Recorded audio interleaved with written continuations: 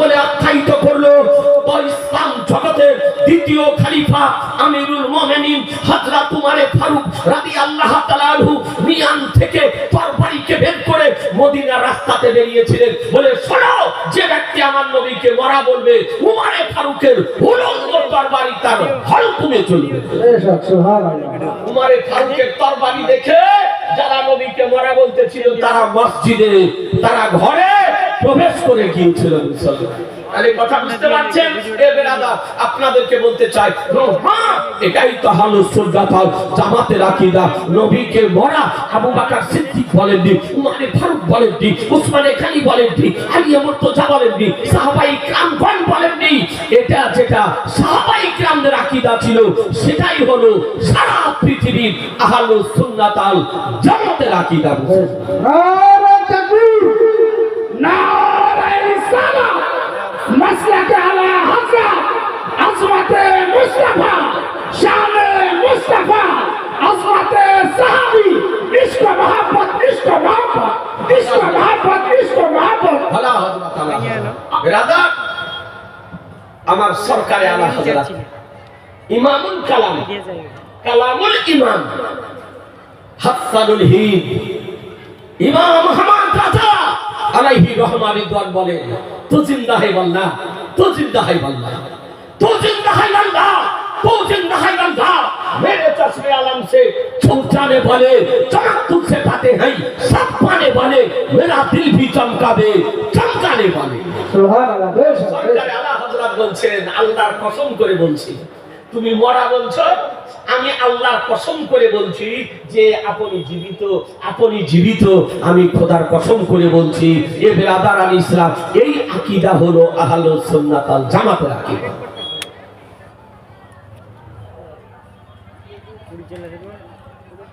আপনি কিতাব উঠিয়ে দেখুন, 557 হিজরিতে একটি আশ্চর্য ঘটনা সংঘটিত হয়েছিল মুসলমান। একটু বলবো, কত বললাম? 557 হিজরিতে আমার নবী পাক সাহেবে লাউলাদ সাল্লাল্লাহু তাআলা আলাইহি ওয়াসাল্লামের পবিত্র দেহ মোবারককে চুরি করার মানসে দুইজন বিধর্মীকে মদিনা শরীফ প্রেরণ করা হয়েছিল। তারা বিধর্মী, নাসরানী হওয়ার পরও তারা জানতো যে নবীর দেহ নষ্ট হয়নি, অক্ষত অবস্থায় আছে। আর এই ছোট ভাইয়ের পায়জামা আর দাদর পাঞ্জাবি পরে ই বলতেছে যে নবী মরে গেছে। হজের সময় দুইজন ব্যক্তিকে প্রেরণ করেছিল নাসরানী, ঈসাই। এ বেরাদার, তারা মুসলমান সেজে এসে মদিনা শরীফ থেকে গিয়েছিল। তারা হজের সময় শেষ হলো, হজের সময় শেষ হওয়ার পর সব আপন আপন দেশে চলে গিয়েছিল। কিন্তু ওই দুইজন ব্যক্তি তারা আপনার আর বাড়ি ফিরে যায়নি। তারা আপনার মদিনা শরীফের নবী পাকের রওজা শরীফের পাশে মসজিদে নববীতেই তারা থেকে গিয়েছিল। আর তারা কি করত? তাসবিহ জপত, নামাজ পড়তো, তাহাজ্জুদ পড়তো, কারো খেত না, আর সব সময় মানুষকে দান করত। মানুষের মধ্যে এত তাদের বিশ্বস্ততার জন্ম নিয়েছিল যে এরা এত নেক ব্যক্তি, পরিষ্কার ব্যক্তি, ন্যায়পরায়ণ ব্যক্তি, ধর্মপরায়ণ ব্যক্তি, যারা কারো কাছে হাত পাতে না, কারো খাই না, কারো নেয় না, এরা মানুষকে খাওয়ায়। ভালো মনোযোগ সহকারে একটু বোঝার চেষ্টা করুন। সেই সময় 557 হিজরিতে, সেই সময় বাদশা ছিলেন একজন তাহাজ্জুদ গুজার বাদশা, ন্যায়পরায়ণ বাদশা। তার নাম ছিল হযরত নুরউদ্দিন রহমাতুল্লাহ আলাইহি। তিনি বাদশা ছিলেন, আর তিনি এমন 5 ওয়াক্তের পাবন্দি সহকারে নামাজ আদায় করতেন, এমনকি তাহাজ্জুদও কাজা হতে দিতেন না। তিনি রাত্রিতে বিছানায় তাহাজ্জুদ পড়ে শুয়েছেন। আমার রাসূলুল্লাহ সাল্লাল্লাহু তাআলা আলাইহি ওয়াসাল্লাম ওই দুইজন ব্যক্তিকে হাজির করে দিয়ে বলতেছেন, নুরুদ্দিন, এই দুইজন কুকুর থেকে আমার হেফাজত করো। একবার সুবহানাল্লাহ বলেন। সুবহানাল্লাহ। বেশক। আর ওই দুইজন লোকের চোখ ছিল আপনার বিড়ালের মতন খয়রা, যেমন বিড়ালের চোখ হয় এইরকম আপনার বিড়ালের মতন আপনার চোখ ছিল, খয়রা চোখ। চালু করে দেন। তা আমার রাসূলুল্লাহ সাল্লাল্লাহু তাআলা আলাইহি সাল্লাম ওই দুইজনের কীর্তিকে দেখাচ্ছে যে এই দুইজন ব্যক্তি হতে আমাকে হেফাজত করবে। বাদশা নুরুদ্দিন ঘুম ভেঙে গেল,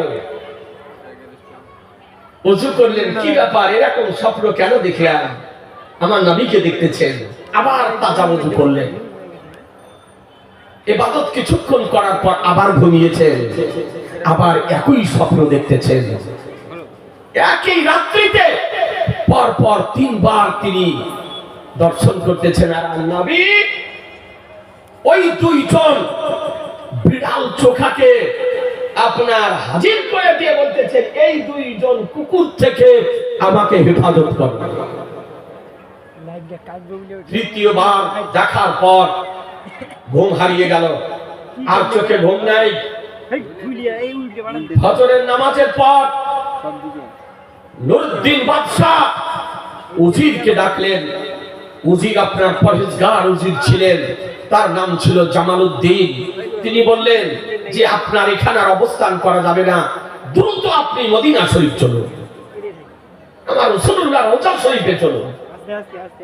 রাজারান ইসলাম বেশ কিছু বিজ্ঞ ব্যক্তিদেরকে সঙ্গে নিয়ে এবং কিছু মানপত্র সঙ্গে নিয়ে বাদশা নুরুদ্দিন সোজা মদিনা শরীফে এসে উপস্থিত হলেন। অতিক্রম করে মদিনা শরীফ আসলেন। মদিনা শরীফে গিয়ে আমার রাসূলুল্লাহ রওজা শরীফ জিয়ারত করলেন। আমার নবী বলেন, মাযযারা কবরি ওয়াজাবাত লাহু শাফাআতি, যে ব্যক্তি আমার রওজা জিয়ারত করলো তার জন্য আমার সুপারিশ করা ওয়াজিব হয়ে গেল। সুবহানাল্লাহ। বেশক। উমরাতে হোক, যে কোনো মুহূর্তে হোক, আপনি যদি নবীর রওজা শরীফ গিয়ে জিয়ারত যদি করেন, আল্লাহর নবী বলেছেন তার জন্য সুপারিশ করা ওয়াজিব। সুপারিশ করবেন। নবী রওজা শরীফ জিয়ারত করলেন। নবী রওজা শরীফ জিয়ারত করার পর তিনি একটু দূরে গিয়ে অবস্থান করলেন। তো বলেন যে কিভাবে এদেরকে দেখা যায়? তো জামালউদ্দিন যিনি উজির ছিলেন তিনি বললেন যে দেখুন, আপনি এলান করে দেন মদিনা শরীফে যে নুরুদ্দিন বাদশাহ এসেছেন, আপনারা তার সঙ্গে দেখা করার জন্য আসুন, আপনাদেরকে তিনি কিছু উপহার দেবেন, কিছু দান সামগ্রিক নিয়ে এসেছেন দেওয়ার জন্য। মদিনা শরীফ এলান করে দেওয়া হলো, ঘোষণা করে দেওয়া হলো, সব দলে দলে মানুষ আছে আর আপনার নিয়ে যায়, সব শেষ হয়ে গেল। কিন্তু ওই দুইজন যে বিড়ালের চোখ, ওই দুইজন কিন্তু আসলো না। তো নুরুদ্দিন বাদশাহ জিজ্ঞাসা করতেন, আর মদিনা শরীফে কেউ নাই, কোন লোক? তো বলে যে হুজুর দেখুন, আর আসতে কেউ বাকি নাই, তবে দুইজন ব্যক্তি আছে নবী রওজা শরীফের পাশে তারা থাকে। ওরা কারো কিছু নাই না, কারো খাই না, ওরাই মানুষকে সবসময় দান করে। ওই দুইজন ব্যক্তি আছে। তো বাদশা নুরুদ্দিন বলেন, ওই দুইজনকে ডাকা, আমাদের চেহারা কেমন দেখি, চেহারা কেমন দেখি। ওই দুইজনকে ডাকা হলো। যেমন সামনে গিয়েছেন নুরুদ্দিন বাদশাহ দেখছেন এই দুইজন ব্যক্তিকেই দেখানো হয়েছে বিড়াল চোখ।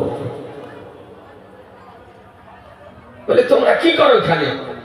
বলে দেখুন, আমরা হজে সময় এসে আর যাইনি, আমরা এখানে নবী পাকের রওজা শরীফ জিয়ারত করি আর তাহাজ্জুদের নামাজ পড়ি, ইবাদত করি, আর আমরা সব সময় এলাকাতে যারা এরকম গরিব ব্যক্তি তাদেরকে আমরা দান সদকা করি। বলে কোথায় থাকো? বলে মসজিদে নববী, নবী রওজা শরীফের পাশে। বলে চলো দেখি তোমাদের জায়গাটা দেখি। নুরুদ্দিন বাদশাহ চলে আসলেন। বলে কোথায় থাকো? বলে এই জায়গাতে। বিছানাটা উঠালেন, তো দেখছেন একটা চাটাই বিছা আছে।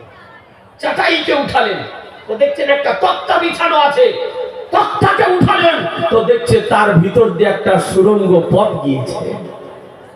সুড়ঙ্গ পথ তৈরি করেছে। এরা কি করে? আপনার লোক দেখানো, নামাজ পড়ে লোক দেখানো, তাহাজ্জুদ পড়ে লোক দেখানো, দাড়ি রেখেছে লোক দেখানো, পাঞ্জাবি পরে লোক দেখানো, টুপি পরে লোক দেখানো, তসবিহ জপে, আর নির্জন রাত্রিকালে ওই সুড়ঙ্গ পথ তৈরি করে মাটি খনন করে রাত্রিতে জান্নাতুল বাকিতে সেই মাটি আপনার ফেলিয়ে আছে যে আমার রাসূলুল্লাহর ভিতরে গিয়ে রওজাতে গিয়ে পবিত্র লাশ মোবারককে নিয়ে যাবে। কথা বুঝছেন? জি, এর ছিল তাদের কাজ। এগুলি সব কি? লোক দেখানো। লোক দেখানো ছিল, লোকে যেন তাকে ধর্মপরায়ণ মনে করে। এ বেরাদার দেখছে সুড়ঙ্গ পথ। আপনার কেতাবে বর্ণিত চার একদিন যদি খনন করতে পারত তাহলে আমার রাসূলুল্লাহ পবিত্র দেহ মোবারক পর্যন্ত পৌঁছে যেত। কিন্তু যেদিন এদের শেষ দিন ছিল সেই দিনই আপনার কঠিন ভূমিকম্প হলো, সাইক্লোন হলো, এদের আবার ঝড় বৃষ্টি হলো, আর তার কারণে আপনার মাটি খনন করতে পারেনি। আর মাটি খনন করে ওই মশকে করে আপনার জান্নাতুল বাকি যে কবরস্থান সেখানে ফেলতে যেত, কিন্তু সেখানে যেতে পারেনি। আর একদিন সময় পেলে পৌঁছে যেত। এদের আবার সঙ্গে সঙ্গে নুরুদ্দিন বাদশাহ কাছে তার গোপন রহস্য প্রকাশিত হলো। আজকে এই নুরুদ্দিন বাদশার নেতৃত্বে ওই দুইজন ব্যক্তিকে আপনার দিবালোকে হত্যা করে দেওয়া হয়েছিল। হত্যা করে দেওয়া হয়েছিল। এ বেরাদার আল ইসলাম বলার উদ্দেশ্য যে একটা বিধর্মী হওয়ার পর, কাফির হওয়ার পর, নাসরানি হওয়ার পর তাদেরও বিশ্বাস ছিল যে নবীর দেহ নষ্ট হয়নি, গলে যায়নি, আপনার বিলীন হয়ে যায়নি, অক্ষত অবস্থায় রওজা শরীফে আছে। সুবহানাল্লাহ। সেই নুরুদ্দিন বাদশা সেই সময়তে লক্ষ লক্ষ টাকা খরচ করে নবী রওজা শরীফের চারিপাশ দিয়ে গভীর করে ভিত কাটার পর কয়েকটা আপনার ধাতুকে গলিয়ে, সীসাকে গলিয়ে আপনার ঘেরাও করে দিয়েছিলেন যে আপনার কোন ব্যক্তি জানো এই প্রাচীর ভেদ করে আমার রাসূলুল্লাহ রওজা শরীফের নিকটে যেন যেতে না পারে। আপনাদেরকে বলতে চাই, তাহলে প্রমাণিত কি হলো যে আমাদের নবী আপনার জীবিত। এ বেরাদার আল ইসলাম কোরআন বলল মাতা কুবর রাসূলু ফাখুজুহু ওয়া মান হাকুমু ফান্তাহু, রাসূল যা প্রদান করেন তা গ্রহণ করে নাও, তিনি যা বারণ করেন তা থেকে বিরত থাকো। একবার দরুদ শরীফ পড়েন। আল্লাহুম্মা সাল্লি আলা সাইয়্যিদিনা মাওলানা মুহাম্মদ ওয়া আলা আলি মাওলানা মুহাম্মদ সাল্লাল্লাহু আলা মুহাম্মাদিন সাল্লাল্লাহু মুহাম্মদ हरदम ज़बान से निकालो पाक नबी मोहम्मद, हरदम ज़बान से निकालो शफीआना मोहम्मद সাল্লাল্লাহু তাআলা আলাইহি ওয়াসাল্লাম। তাহলে আপনি একটা আকীদা বুঝতে পারলেন। ব্রাদার আল ইসলাম আমাকে একজন ভাই অনুরোধ করেছেন যে হুজুর ওয়াজের মধ্যে অবশ্যই বলবেন যে আল্লাহর ওলিদের মাজার শরীফ জিয়ারত কেমন করে করব, মাজার জিয়ারত কেমন করে করব, আর মাজারে কি করা যাবে আর কি করা যাবে না। জি, নাদ গজাল আজও শুনতে পাবেন আর আগামী কালও শুনতে পাবেন ইনশাআল্লাহ। জি, নাদ শরীফ গজাল জাম ভরে যাবে ইনশাআল্লাহ। তার দু চারটা মশলা শুনেলেন, রাজি আছেন? এ বলছে কাজে জি। এ বেরাদার আল ইসলাম যে আমরা আল্লাহর ওলিদের মাজার শরীফ জিয়ারতে যাই, যান না? জিয়ারত করেন না? করেন না? একটু কথা বলতে হবে। আপনারা কিছু বলবেন, আমি কিছু বলবো। আমরা পাথর চাপড়ি যাই মাজার শরীফ জিয়ারত করতে, আজমির শরীফ যায় মাজার শরীফ জিয়ারত করতে, ওরাহার খানকা শরীফে যায় আল্লাহর ওলির মাজার শরীফ জিয়ারত করতে, পাকা দরগা হযরত শাহ আব্দুল করিম রাহমাতুল্লাহর মাজার শরীফ জিয়ারত করতে। আমরা জিয়ারতে যাই না? জি। জি, তো বলছে যে আমরাকে বলছে মাজার পূজারি, বলছে যে আমরা বলে মাজার পূজা করি। আচ্ছা বলেন, আমরা মাজার পূজা করি না মাজার জিয়ারত করি? মাজার জিয়ারত করি। কথা বলবেন না? কেউ মাজার পূজা করেন? অথচ আমাদেরকে আপনার একটা ভুড়ি মুটা মাস্টার খেজুরের রস চুরি করে খাওয়া, মাছ চুরি করে খাওয়া, ডাল চুরি করে খাওয়া, তার কাজ ছিল লেখাপড়ার জামানায় লেখাপড়া করেনি, একবারে কটকটে মুন্সি। এই দিকে বীরভূমের দিকে, আপনার বর্ধমানের দিকে বাড়ি। তো বলছে যে আমি আর 15 বছর যদি বেঁচে থাকি তো পশ্চিমবঙ্গে একটিও মাজার রাখবো না, সব ধ্বংস করে দিব, সব ধ্বংস করে দিব। বলছে শিরক হয়। জি, আর মানুষেরা মজা নিচ্ছে। তাই আমি বলেছি যে বাতাস ফিরে আসতে হবে না, ওরাহাম আসতে হবে না। বর্ধমানের পাশে হচ্ছে পাথর চাপড়ি, নাকি বলছেন? এই পাথর চাপড়ি গিয়েছেন না? তো পাথর চাপড়ি মাজার ভাঙা দূরের কথা, একবার এসে পাথর চাপড়ির প্রাচীরের একখানা ইট খুলে দেখিয়ে দাও। তোমার পাঁজরের বাঁকা বাতা যদি ঠিক থাকে, নাকি বলছেন? জি জি, হ্যাঁ, একখানা মাজার ধ্বংস করা দূরের কথা, দাদা মাহবুব শাহ রহমাতুল্লাহ আলাইহি প্রাচীরের একখানা ইটকে তুমি খুলে দেখিয়ে দাও। তোমার ভুঁড়ির যদি চর্বি যদি আখ পিড়ানো, আখের রস পিড়ানোর মতন করে যদি না বের করে দেয়, বলতেছে যে একটা মাজার রাখবে। ওর বাপ আপনার 40 বছর থেকে দেখছে। তাহলে এটা ইন্ডিয়া, এটা পশ্চিমবঙ্গ, এটা বাংলাদেশ নয়, এটা বাংলাদেশ নয়। বলছে মাজার ধ্বংস করে দেব। আমাদেরকে বলছে এরা মাজার পূজা, বলছে এরা কবর পূজা করে। কবর পূজা কেউ যদি না করে, আর ওকে কবর পূজারি যদি বলা যায়, মাজার পূজারি যদি বলা যায়, তাহলে কি হবে মশলা? যে মাজার পূজা করে ও হলো মুশরিক, যে কবর পূজা করে সে হলো মুশরিক। তাহলে একজন ব্যক্তি মুশরিক নয়, আর তার পক্ষে তাকে মুশরিক বলা মানে সে যদি মুশরিক না হয় তো সে নিজে আপনার কাফির হয়ে যাবে। নিজে কি হবে? কাফির হয়ে যাবে। তো আমরা কবর পূজা করি না, আমরা মাজার পূজা করি না, আমরা মাজার জিয়ারত করি। অথচ প্রকাশ্য বক্তৃতাতে বলতেছে যে মাজার পূজারি, মাজার পূজারি, কবর পূজারি। এ বেরাদার ইসলাম, আপনাদেরকে বলি পূজা আলাদা আর জিয়ারত আলাদা। মাজার জিয়ারত আলাদা আর পূজা আলাদা। জিয়ারত করা পূজা নয়, আর পূজা করা জিয়ারত। জিয়ারত করা যাবে কিনা দেখুন আল্লাহর নবী কি বলেন, আপনাকে হাদিস শরীফ শোনায়। ব্রাদার ইসলাম, হাদিসটি মুসলিম শরীফ প্রথম খণ্ড 314 পৃষ্ঠা, ভারতীয় প্রিন্ট। মিশকাত শরীফ ভারতের প্রিন্ট 154 পৃষ্ঠা। হাদিস শরীফ বর্ণিত হয়েছে, ভালো করে শুনেন। আন বুরাইদাতা ক্বালা ক্বালা রাসূলুল্লাহ সাল্লাল্লাহু তাআলা আলাইহি ওয়াসাল্লাম নাহাইতুকুম আন জিয়ারাতিল কুবুরি ফাযুরুহা। একবার সুবহানাল্লাহ বলেন। সুবহানাল্লাহ। জি, এই রকমই হাদিস ইবনে মাজাহ শরীফ প্রথম খণ্ড 112 পৃষ্ঠা, ভারতীয় প্রিন্ট বর্ণিত হয়েছে। আর মিশকাত শরীফে আপনার 154 পৃষ্ঠায় বর্ণিত হয়েছে। ব্রাদার ইসলাম, আমার নবী পাক সাহিবে আওলাদ সাল্লাল্লাহু আলাইহি সাল্লামের হাদিস শরীফ বর্ণনা দিচ্ছেন।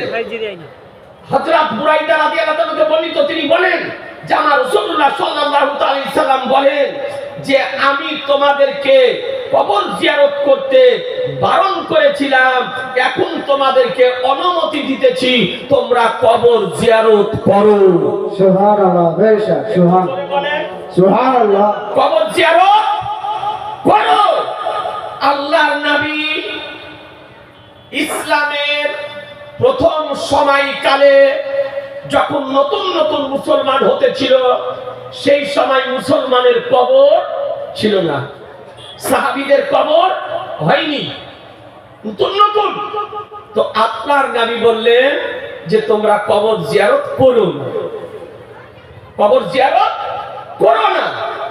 পরবর্তীতে যখন সাহাবাই কেরামগণ ইন্তিকাল করতে লাগলে, সাহাবাই কেরামদের কবর শরীফ হতে আরম্ভ করলো, তখন আল্লাহর নবী বললেন যে ইজা নাহাইতুকুম আনি জিয়ারাতিল কবরে ফাযুরহা, তোমাদেরকে কবর জিয়ারত করতে বারণ করেছিলাম, এখন তোমরা কবর জিয়ারত করো।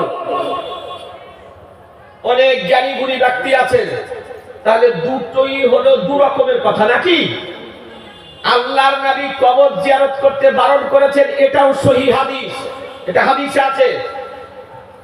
আর কবর জিয়ারত করতে বলেছেন, এটাও সহিহ হাদিস। কথা বোঝা যাচ্ছে না? কবর জিয়ারত করার নির্দেশ দিয়েছেন, এটাও সহিহ হাদিস। আর নবী কবর জিয়ারত করতে নিষেধ করেছেন, এটাও হাদিসে আছে, সহিহ হাদিস। এখন যেটা নিষেধ করেছেন সেটার উপরে আমল করতে হবে, না যেটাতে নির্দেশ দিয়েছেন সেটার উপরে আমল করতে হবে? জি, যেটা নির্দেশ দিয়েছেন সেটার উপরে আমল করতে হবে। এটাকে বলা, এই যে নেট, কিছু নেট ফারাজি হচ্ছে আপনার, তার মানে আরবি লেখাপড়া জানে না, হাদিস কোরআন মাজিদ পড়তে জানে না।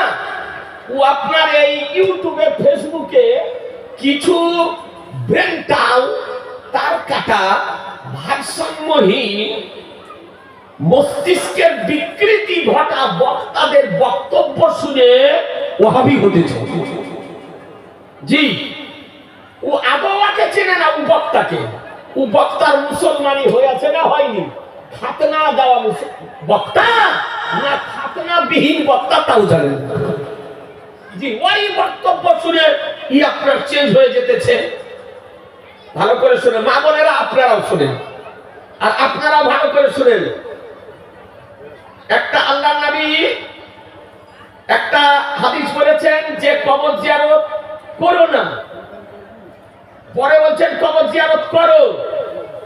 একটা হলো নাসিখ হাদিস আর একটি হলো মানসুখ হাদিস। হাদিস দুটি সহিহ হাদিসে আছে, কিন্তু পূর্বের যে হাদিস, ওই হাদিসটি হলো মানসুখ, অর্থাৎ তার কর্ম রহিত হয়ে গিয়েছে, বন্ধ হয়ে গিয়েছে। আর পরের যে হাদিস সেটা হলো নাসিখ, এই হাদিসটির উপরে আমল করতে হবে মুসলমান। তাহলে এত আপনার সকলের পক্ষে জানা সম্ভব নয়, আপনাকে ওই 12-14 বছর পড়তে হবে, তারপরে জানতে পারবেন। আরেকটু আপনাকে বুঝিয়ে দিই, আল্লাহর নবী বলেছেন একটা হাদিস শরীফে যে তোমরা কোরবানির মাংস 3 দিনের অতিরিক্ত খেও না। কয় দিনের? বুঝতে পারা যাচ্ছে না? জি, আল্লাহর নবী বলেন 3 দিনের অতিরিক্ত কোরবানির মাংস খেও না, বারণ করলেন। পরবর্তীতে আল্লাহর নবী বলছেন যে কোরবানির মাংস তোমার অংশ থেকে যতদিন ইচ্ছা তুমি খাও। তাহলে দু রকমের হাদিস হলো না? একটাতে আল্লাহর নবী বলেন 3 দিনের অতিরিক্ত খেও না, পরবর্তী হাদিসে বলছে তোমার অংশ থেকে তোমার যতদিন ইচ্ছা খাও। এখন আমরা খাচ্ছি না, ফ্রিজে মাংস রেখে দিয়ে আপনার 1 সপ্তাহ, 10 দিন, 15 দিন, 20 দিন, 25 দিন করে মাংস রেখে খাচ্ছি না। এখন ওই 3 দিনওয়ালা হাদিসের উপরে কি আমল করা যাবে? জি না, ওর হুকুম রহিত হয়ে গিয়েছে। ওটা হলো মাংস হাদিস। আর যেটাতে বলেছে তুমি তোমার অংশ থেকে খাও, এটা হলো নাসিখ হাদিস। এ বেরাদার আল ইসলাম, তাহলে বোঝা গেল যে হাদিস আছে থাকার পরও তার উপরে আমল করা যাবে না। মুসলমান, বেশা আপনাদেরকে বলি আরেকটু বুঝিয়ে দিই, তাহলে একটু বুঝতে সুবিধা হবে। কি সেটা হচ্ছে রফাই আদাইন করা নামাজে। এই রুকুতে যাওয়ার আগে এরকম করা, তারপরে রুকু থেকে উঠে এরকম করা, দেখেছেন করে না? দেখেছেন না দেখেননি? ওর মাছি তারাও হয়, এদিকেও হয়, মশা ভাগানো হয়, এদিকেও আপনার কাজ হয়। আমরা ওরকম নামাজ পড়ি যেটা বুখারী, মুসলিম, তিরমিজি, আবু দাউদ, নাসাই, ইবনে মাজাহ সিহাহ হাদিস থেকে নবীর সুন্নাত মোতাবেক যে নামাজ পড়ার নিয়মাবলী আপনার বর্ণিত হয়েছে, সেই সমস্ত আহাদিসের আলোকে আমরা নামাজ পাঠ করি। মুসলমান, বেশা বুঝতে পারলেন তো? একটা হাদিস ভালো করে শুনেন তো, এটাকে বলে রফাইয়া দাইন। রফাইয়া দাইন করার হাদিস শরীফ আছে। রুকুতে যাওয়ার আগে হাত উঠানো, আর রুকু থেকে উঠার পর হাত উঠানো, এটাকে বলে রফাইয়া দাইন করা। এটাকে কি করা বলে? রফাইয়া দাইন করা। করেছেন, হাদিস আছে, সহিহ হাদিস। পরবর্তীতে আল্লাহর নবী সেটাকে নিষেধ করে দিয়েছেন। কথা বুঝছেন না?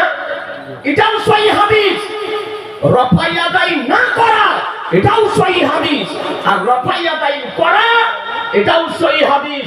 কিন্তু এখন কোনটার উপরে আমল করবেন আর কোনটার উপরে করবেন না, এই পাগলের দল তো জানে না, এ তো লেখাপড়া করেনি।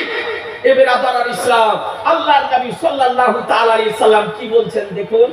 আপনাকে একটা হাদিস শরীফ আপনার দেখিয়ে দিই, তাহলে একটু বুঝতে আপনাদের সুবিধা হবে যে আমার নবী পাক সাহেবে লাউলাদ সাল্লাল্লাহু তাআলা আলাইহি ওয়াসাল্লাম এই সম্পর্কে কি বলতেছেন। একটা হাদিস দেখুন। عن جابر بن سمرة قال خرج علينا رسول الله صلى الله عليه وسلم فقال ما لي أراكم رفعي أيديكم كأنها أذنب خيل شمس اسكنوا في الصلاة। সুবহানাল্লাহ বলেন, সুবহানাল্লাহ বলেন। হাদিসটি কোথায় আছে? Muslim Sharif Lebanon বাইরুতের page number 216, হাদিস নাম্বার 968। মুসলিম শরীফ ভারতের প্রিন্ট প্রথম খণ্ড 181 পৃষ্ঠা। হাদিস আল্লাহর নবী হাদিস শরীফ বর্ণনা দিতেছেন। জাবির ইবনে সামুরা রাদিয়াল্লাহু তাআলা হতে তিনি বলেন যে আমরা রাসূলুল্লাহ সাল্লাল্লাহু আলাইহি সাল্লামের সঙ্গে বের হলাম। আর আমার নবী বলেন যে কি ব্যাপার, আমি তোমাদেরকে দুই হাত উঠিয়ে দেখছি, দুই হাত উঠিয়ে দেখছি নামাজের মধ্যে। তার মানে রুকুতে যাওয়ার আগে, রুকু থেকে উঠার পরে এরকম করে হাত উঠা। তো আমার নবী বলেন কি ব্যাপার, তোমাদেরকে এরকম করে হাত উঠিয়ে দেখতেছি? গোয়াকে চঞ্চল ঘোড়ার লেজ উঠার মতন, দুষ্টু ঘোড়ার লেজ উঠার মতন, অর্থাৎ দুষ্টু ঘোড়া যেমন লেজকে উঠিয়ে রাখে ওই রকম হাতকে উঠিয়েছ। তোমরা নামাজে সুকুন ইখতিয়ার করো। এ বেরাদার আল ইসলাম, এই হাদিসটি হলো নাসিখ হাদিস। এই হাদিস দ্বারা পূর্বের হাদিসের আমল রহিত হয়ে গিয়েছে। ওই হাদিসকে বলে মানসুখ হাদিস, আর রফাইয়া দাইন না করার হাদিসকে বলে নাসিখ হাদিস। মুসলমান, সুবহানাল্লাহ বেশা এটা হলো আগের হাদিস, এটা হলো পরের হাদিস। তাহলে আমল করতে হবে পরের হাদিসের উপরে। এ বেরাদার, আল্লাহর নবী বললেন কবর জিয়ারত করো না, পরে বলতেছেন কবর জিয়ারত করো। এখন প্রশ্ন যে আমরা কবর জিয়ারত করি, কবর জিয়ারত করেন না? রমজান মাসে কবর জিয়ারত করলেন না? শবে বরাতে কবর জিয়ারত করেন না? শুক্রবারে কবর জিয়ারত করেন না? আমরা কবর জিয়ারত করি এবং আল্লাহর ওলিদের মাজার শরীফ ও জিয়ারতে যাই। এখন প্রশ্ন যে আল্লাহর নবী কি বলেছেন? জি, সলেহীন ব্যক্তিদের কবর, ওলিদের কবর জিয়ারত করো না, বলেছেন নাকি? না, বলেন। আল্লাহ নবী বলছেন মুসলমানের কবর জিয়ারত করো। কার কবর? এই জোরে বলেন না একটু। মুসলমানের কবর জিয়ারত করো। তাহলে মুসলমান যদি হয় তার কবর জিয়ারত করতে যাওয়া যাবে। তাহলে বুঝা কি গেল? কারো জন্য আল্লাহ তাকসিস করেননি, নির্দিষ্ট করেননি তোমরা কবর জিয়ারত করো থেকে বোঝা গেল পিতার কবর জিয়ারত করো, মায়ের কবর জিয়ারত করো, দাদার কবর জিয়ারত করো, দাদির কবর জিয়ারত করো, নানার কবর জিয়ারত করো, নানির কবর জিয়ারত করো, ইমামের কবর জিয়ারত করো, মৌলবীর কবর জিয়ারত করো, মুফতির কবর জিয়ারত করো, মুহাদ্দিসের কবর জিয়ারত করো, মুফাসসিরের কবর জিয়ারত করো, ওলির কবর জিয়ারত করো, পীরের কবর জিয়ারত করো, গাউসের কবর জিয়ারত করো, রাজার কবর জিয়ারত করো, খাজার কবর জিয়ারত করো। এক কথায় মুসলমানের কবর জিয়ারত করো। কোন মা এইরকম সন্তানের জন্ম দিতে পারেনি যে কোন আল্লাহর ওলির মাজার জিয়ারত করা শরীয়তের আলোকে আপনার নাজায়েজ প্রমাণ করতে পারে। মাজার জিয়ারত করুন, আপনি কবর জিয়ারত করুন, এ বেরাদারান ইসলাম। তবে আল্লাহর ওলিদের কবর জিয়ারত কেমন করে করবেন বলবো? হ্যাঁ, এটা তো আম কবরস্থান। আপনি কবরের সাইডে দাঁড়িয়ে গেলেন, কবর জিয়ারত করছেন। মশলা হলো পিতার কবর যদি ভিতরে থাকে আর কোন কবরকে লাফিয়ে যদি যেতে হয় তো পিতার কবরের নিকটে না গিয়ে বাহির থেকেই জিয়ারত করবে। কারণ কবরের উপর দিয়ে রাস্তা বের করা যায় না, কবরকে লাফালাফি করা চলে না, কবরের উপরে গরু ছাগল চড়া চলে না, কবরের উপরে পায়খানা বাথরুম করা যায় না, কবরের উপরে বাড়ি ঘর করা যায় না, কবরের উপরে কবরের হেফাজত করা আপনাদের আমাদের এটা ধর্মীয় দায়িত্ব। মুসলমান মনে থাকবে না? জি, অনেক কবরস্থানে দেখছি ছাগল গরু চলছে। আল্লাহর নবী বলেছেন মৃত ব্যক্তি জীবিত ব্যক্তি যাতে কষ্ট পায়, মৃত ব্যক্তিও তাতেই কষ্ট পায়। তো আল্লাহর ওলিদের কবর জিয়ারত কেমন করে করবেন বলে দিই। একটা ভাই 1000 টাকা দেন না দেখি, একটা ভাই 1000 টাকা এই জালসার ব্যবস্থা করেছে। আলহামদুলিল্লাহ, আপনার পিতা এই বাতাসপুরের কবরস্থানে বা অন্য কোন কবরস্থানে আছে, 1000 টাকা, বেশি বলি না, মাত্র 1000 টাকা। একটা ভাই যদি পারেন তো দিয়ে দেন, দিয়ে আপনি শুনে নেন। ব্রাদার ইসলাম, বেশি বলিনি, মাত্র 1000 টাকা। এরকম প্যান্ডেল ঈদের পর দিন থেকে জালসা করছে আপনার হুগলি, মালদহ, মুর্শিদাবাদ, এরকম প্যান্ডেল একটাও দেখতে পেলাম না। তার মানে বৃষ্টি যদি হয় আগেই সতর্কতা অবলম্বন করে প্যান্ডেল করেছে যে বৃষ্টি হলেও যেন বাতাস পীরের অনুসরী ভ্যানিশ না হয়ে যায়। নাকি বলছেন? আমার সরকারে আলা হযরত ইমাম ইশক মোহাব্বত ইমাম আহমদ রাজা আলাইহি রহমান রিদওয়ান, তিনি তার আপনার ফিকহি এনসাইক্লোপিডিয়া আল আতাইয়া নববিজ্ঞা ফি ফাতা রাজাবিজ্ঞা 12 খণ্ডে বিভক্ত সেই কিতাবের 4র্থ খণ্ডের মধ্যে তিনি মসলা লিখতেছেন যে কোন আল্লাহর ওলির মাজার শরীফ যদি যাও তো ওযু করে, উত্তম হচ্ছে বাড়িতে 2 রাকাত নামাজ পড়ে বের হওয়া, 2 রাকাত নামাজ পড়ে নফল নামাজ পড়ে বের হওয়া। আল্লাহর ওলির মাজারে যাও, সুবহানাল্লাহ, তোমার আব্বা আর তোমার দাদির নামে, হ্যাঁ আলহামদুলিল্লাহ, এই দেখেন দিয়েছে আব্বার জন্য এবং দাদির নামে 3000 টাকা দিয়েছে। আলহামদুলিল্লাহ, আল্লাহ যেন কবুল করে দেয়, দানের সওয়াব যেন তার দাদির এবং তার আব্বার রূহের নিকটে আল্লাহ তাআলা যেন পৌঁছে দেয়। আলহামদুলিল্লাহ, বদর ভাইয়ের এটা বড় ছেলে তো বোধহয় নাকি ছোটটা, যাওয়া আসাটার কম সময়ও পাই না, আসতে আপনার কখন কোন